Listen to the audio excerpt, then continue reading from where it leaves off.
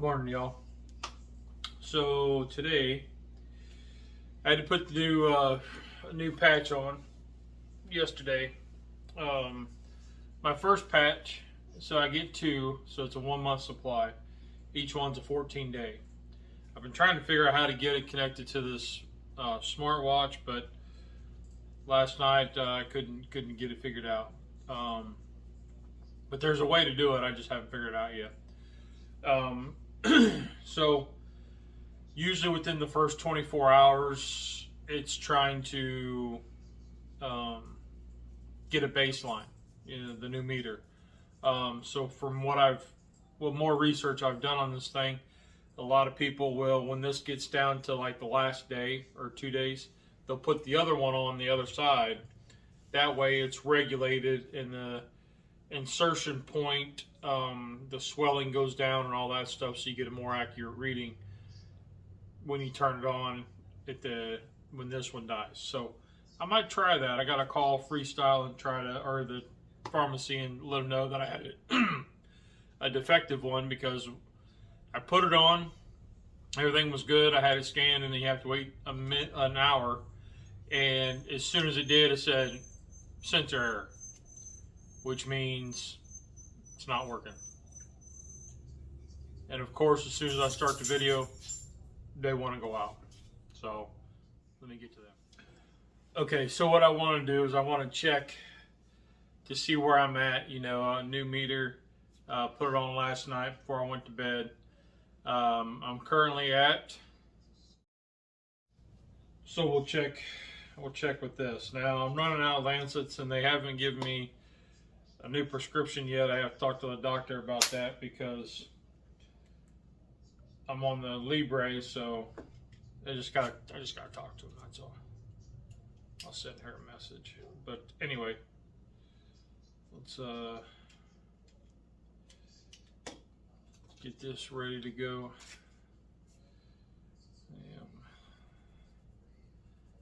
Alcohol wipe. So the other day at the thrift store, I went into Goodwill and I happened to pick up this sat iron. I mean, I was waiting on this guy to move, and he did, and I picked up this sat iron and I looked at it and I was like, wow, okay, cool. It's number 7, and I put it back. Well, this guy that I was waiting on to move was eyeballing it. He said, you ain't gonna get that? And I said, no. He said, well, I'm going to, because I'm glad you saw that, because I didn't see it. And I was like, hey, no problem, no problem. So I'm at 213. So it's a bit high. So anyway, I get talking to this fella. We stood there and talked for, I don't know how long, 15, 20 minutes. He's an out-of-towner, was visiting his mom. Liked to go to the thrift store, and he's got all kinds of cast iron and stuff like that. So it was really cool talking to that fella. Just you never know what you're gonna run into at the thrift store. You start talking about cast iron and different stuff, and that's where I found that pewter little bowl, baby bowl. I don't know anything else about it, but it was kind of neat. Had a bear on it. Rock on. So there's that. Gonna reload the medicines because I'm all empty. All right, got them all filled.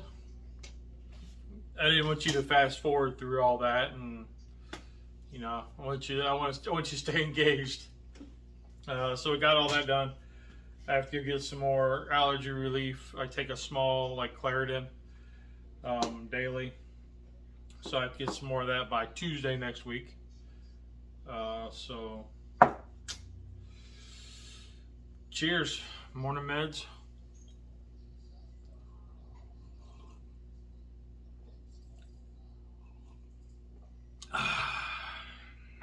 So let me move all this stuff here.